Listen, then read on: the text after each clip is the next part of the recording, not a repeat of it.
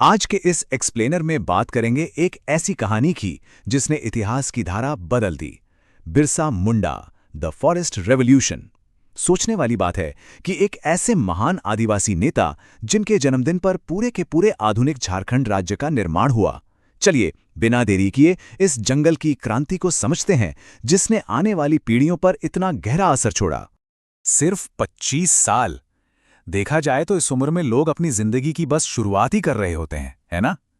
लेकिन इसी उम्र में इस युवा नेता ने एक बेहद ताकतवर और विशाल औपनिवेशिक साम्राज्य की नींव को पूरी तरह से हिला के रख दिया था। उम्र और प्रभाव का आपस में कोई लेना देना नहीं होता, और इतनी छोटी उम्र में इतने बड़े साम्राज्य को चुनौती देना सच में कोई छोटी बात नहीं थी। तो ये सब शुरू कहां से हुआ? भारत के सबसे घने, सबसे गहरे जंगलों से। यहां हम बात कर रहे हैं आदिवासी समाज की, यानी जमीन के मूल निवासी। बिरसा मुंडा का जन्म इन्हीं जंगलों में हुआ था, और ध्यान देने वाली बात यह है कि उनके लोगों ने उन्हें सिर्फ एक नेता नहीं माना, बल्कि एक भगवान का दर्जा दिया। ये जो गहरा आत्मिक और भावनात्मक जुड़ाव था ना, यही उस क्रांति की सबसे बड़ी नींव बना जिसे हमें आज यहां समझना है। अब सवाल उठता है कि आखिर एक शांत जीवन में क्रांति की आग भड़की कैसे? एक तरफ थे जंगल के मूल निवासी और दूसरी तरफ अंग्रेज और जमींदार। एक पूरी सोची समझी व्यवस्था के तहत आदिवासियों से उनके वही जंगल छीन लिए गए जो पीढ़ियों से उनका घर थे। यही जंगलों की चोरी वो मुख्य कारण थी जिसने शांति को सीधा क्रांति के मैदान में बदल दिया।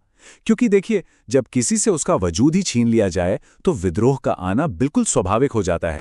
एक और दिलचस्प सच्चाई यहां पर यह है कि इस विशाल ऐतिहासिक क्रांति का नेतृत्व करने वाले व्यक्ति का कद महज 5 फुट 4 इंच था। लेकिन उनका ये छोटा कद उनके इरादों की ऊंचाई को तय नहीं कर पाया। उनकी आवाज में एक ऐसी गूंज थी जिसने बिल्कुल साफ कर दिया था कि कोई भी आदिवासी कभी किसी का गुलाम नहीं बनेगा। ये जो निडर जज्बा था, वही इस पूरे आंदोलन की असली रीढ़ की हड्डी साबित हुआ। इसे अगर हम एक असली डेविड बनाम गोलियात की लड़ाई कहें तो गलत नहीं होगा।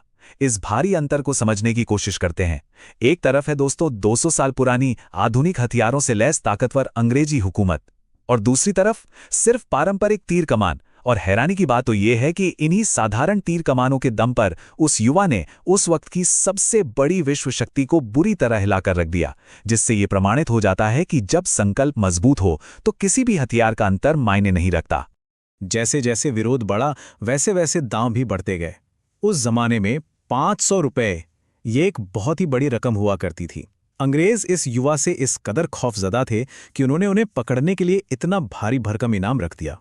ये 500 रुपए सिर्फ एक अंकड़ा नहीं है, बल्कि इस बात का ऐतिहासिक सबूत है कि कैसे एक 25 साल के लड़के ने अकेले ही इतनी ताकतवर ब्रिटिश हुकूमत की नींद उड़ा दी थी। लेकिन इतना बड़ा इनाम होने के बावजूद बिरसा मुंडा बहुत लंबे समय तक उनके हाथ ही नहीं लगे। ऐसा क्यों?